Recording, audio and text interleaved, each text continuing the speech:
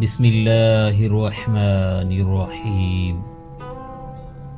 ایک بادشاہ جو خود کو خدا کہتا تھا، جس نے آسمان پر تیر چلا کر رب سے جنگ کا اعلان کیا، اسے اللہ نے ایک مچھر سے مار دیا۔ یہ ہے توحید کا پیغام جو نہ جھکا نہ رکا۔ حضرت ابراہیم علیہ السلام کی سچائی آج بھی دلوں کو جلا دیتی ہے۔ آئیے حضرت ابراہیم علیہ السلام، نمرود اور اللہ کے معجزات کا حیران کن واقعہ سنتے ہیں۔ یہ نوجوان کوئی عام انسان نہ تھا، یہ حضرت ابراہیم علیہ السلام تھے۔ حضرت ابراہیم علیہ السلام اللہ کے جلیل القدر نبی تھے اور توحید کے علمدار اور باطل کے سامنے سب سے پہلا کھلا چیلنج دینے والے نبی تھے۔ جب حضرت ابراہیم علیہ السلام نے بتوں کو توڑ کر ان کی بے بسی کو ظاہر کر دیا اور قوم کے سامنے وہ ناقابل تردید دلیل رکھ دی، قرآن پاک میں ہے، بلکہ یہ کام تو ان کے اس بڑے نے کیا ہوگا، انہی سے پوچھ لو اگر یہ بولتے ہوں۔ پھر وہ اپنے ضمیر کی طرف لوٹے اور اپنے دل میں کہا، بے شک تم ہی ظالم ہو، مگر جیسے اکثر ہوتا ہے حق مان لینا آسان نہیں ہوتا جب دل ضد اور تکبر سے بھرے ہوں۔ قوم ابراہیم نے سچ کو جان تو لیا، مگر وہ اپنی انا کے آگے جھک نہ سکے، سچ کو قبول کرنے کی ہمت نہ کر سکے اور باطل کو چھوڑنے کا حوصلہ نہ لا سکے۔ آپ کو توحید کا پیغام لے کر نمرود جیسے جابر بادشاہ کے دربار میں جانا پڑا۔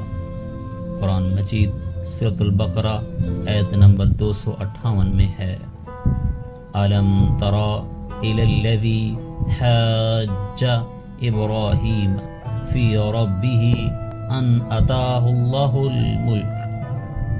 کیا آپ نے اس شخص کو نہیں دیکھا جو حضرت ابراہیم علیہ السلام سے ان کے رب کے بارے میں جھگڑا کرنے لگا، اس بنا پر کہ اللہ نے اسے بادشاہی دی تھی۔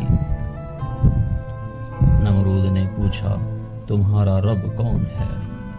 حضرت ابراہیم علیہ السلام نے نہایت حکمت سے جواب دیا، میرا رب وہ ہے جو زندگی دیتا ہے اور موت دیتا ہے۔ نمرود نے کہا، میں بھی زندگی دیتا ہوں اور موت دیتا ہوں، استغفر اللہ۔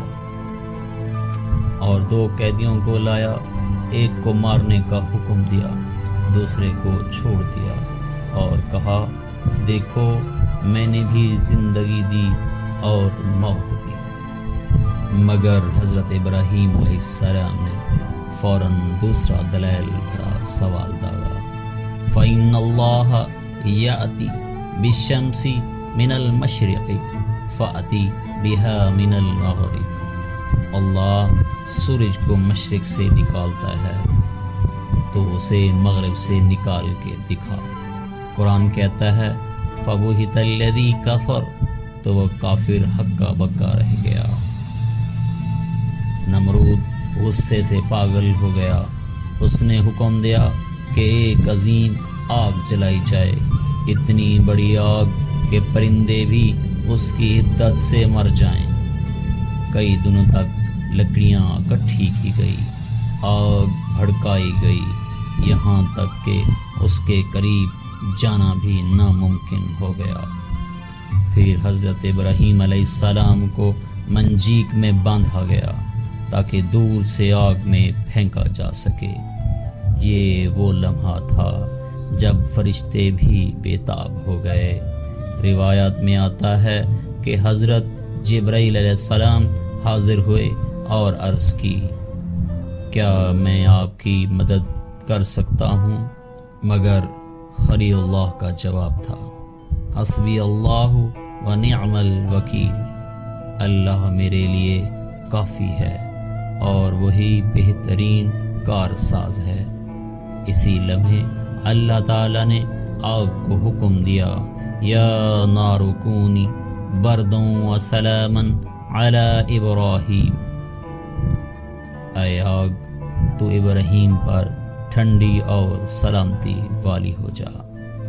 آگ تو فوراً اپنا اثر کھو دیا، وہ جلانے والی نہیں رہی بلکہ ایمان والوں کے لیے معجزہ بن گئی۔ ابن عباس رضی اللہ عنہ فرماتے ہیں، اگر اللہ صرف بردن کہتا تو سردی سے بھی حضرت ابراہیم علیہ السلام تکلیف میں ہوتے، اس لیے وسلامن بھی فرمایا تاکہ وہ آگ سلامتی والی بن جائے۔ آگ بجھ گئی مگر ایمان کی روشنی پھیل گئی۔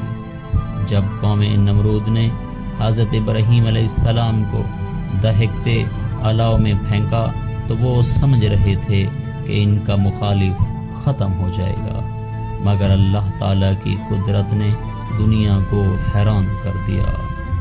قرآن کہتا ہے، اور انہوں نے ابراہیم کے ساتھ چالاکی سازش کی مگر ہم نے ان کو سب سے بڑا خسارہ اٹھانے والوں میں کر دیا۔ نمرود کا غرور ٹوٹ گیا۔ نمرود جو خود کو خدا کہلواتا تھا، اپنی قوم کے سامنے ذلیل و رسوا ہو چکا تھا۔ اس کے بت بھی شکست کھا چکے تھے اور اب اس کی آگ بھی بے بس ہو گئی تھی۔ لیکن جیسے اکثر ظالم کرتے ہیں، نمرود نے بھی پھر حق قبول نہ کیا۔ اللہ تعالیٰ نے اسے اور اس کی قوم کو مہلت تو دی مگر بالآخر انجام قریب تھا۔ حضرت ابراہیم علیہ السلام کا پیغام پھیلنے لگا۔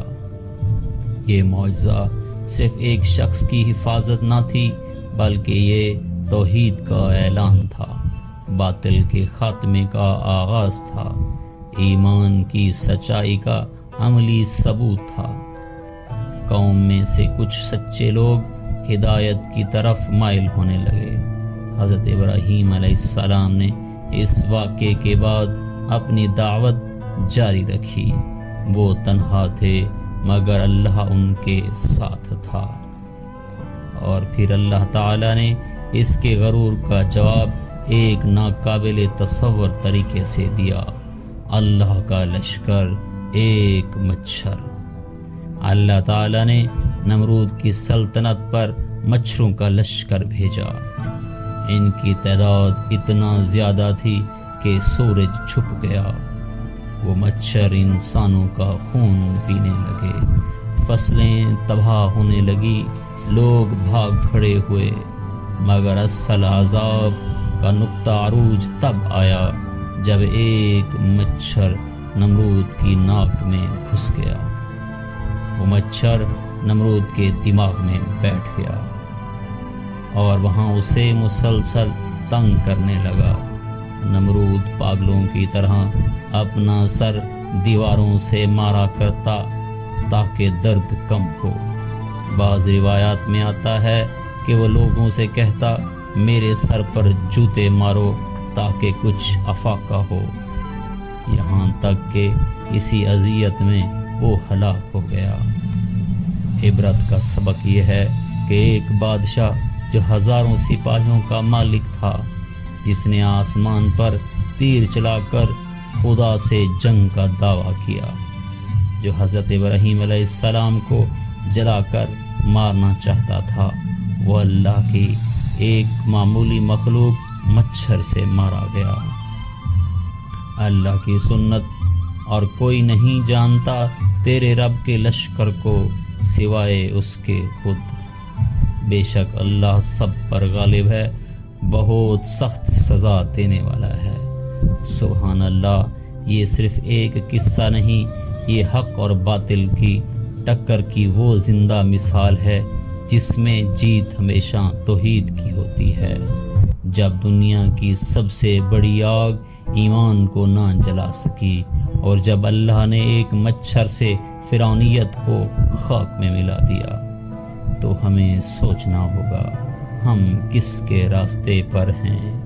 کیا ہم بھی اپنی ضد، انا یا جھوٹی طاقت کے غرور میں نمرود بنے بیٹھے ہیں، یا ہم حضرت ابراہیم علیہ السلام کی طرح حق پر ڈٹ جانے والے بندے ہیں؟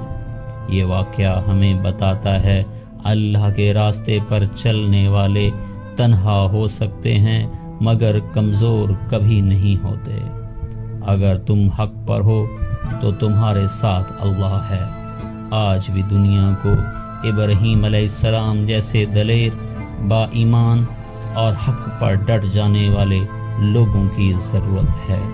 کیا آپ اس کارواں کا حصہ بننا چاہیں گے؟ دعا کریں، یا اللہ ہمیں حضرت ابراہیم جیسا توکل، ایمان اور باطل کے سامنے کھڑے ہونے کی ہمت عطا فرما۔ آمین آمین۔ اگر آپ کو یہ ایمان افروز قصہ پسند آیا ہو تو لازمی شیئر کریں تاکہ توحید کا پیغام ہر دل تک پہنچے۔ کمنٹ میں حسبی اللہ لکھ کر ایمان کی گواہی دیں۔ مزید ایسی اسلامی اور تاریخ سے بھرپور قصے سننے کے لیے لائک کریں اور ہمارے چینل اسرار حقیقت کو سبسکرائب کریں۔ شکریہ۔